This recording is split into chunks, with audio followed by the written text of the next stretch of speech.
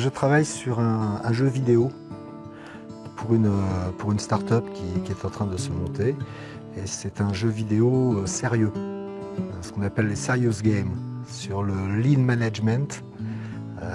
Et l'idée, c'est de créer des mondes avec différents personnages dans des environnements un peu particuliers où on va pouvoir mettre en œuvre tout ce qui est important dans ce qu'on appelle le lean management, donc l'organisation en fait, et de manière ludique pour que le maximum de gens puissent s'approprier ces démarches-là et être plus efficaces après dans leur travail.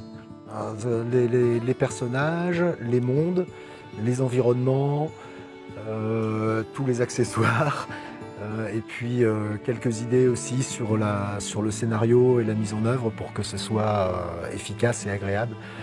Par exemple, essayer de trouver des environnements qui ne soient pas des environnements réels. Parler de lean management en entreprise, en jeu vidéo, c'est pas drôle. Donc là, on essaye de positionner les choses d'une manière totalement différente dans des mondes absurdes avec des erreurs flagrantes, une perceuse qui se promène au Moyen-Âge, des vieilles voitures au milieu d'un monde futuriste. Enfin, on essaye de mélanger plein de choses pour que ce soit agréable et ludique. Alors, on est en relation étroite, oui, bien sûr, mais étant donné que mon travail, c'est d'imaginer des choses, donc il me laisse très libre dans mon imagination pour pouvoir trouver des idées. Après, elles sont retenues ou elles ne le sont pas. Si elles ne sont pas retenues, j'essaie de trouver d'autres options. Et si elles sont retenues, bah, tant mieux. Comme ça, j'ai gagné du temps et les choses se font plus facilement.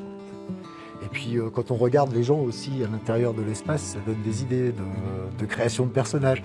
Par exemple, vous, je vous verrais bien sur un personnage un peu plus tard. Monsieur aussi.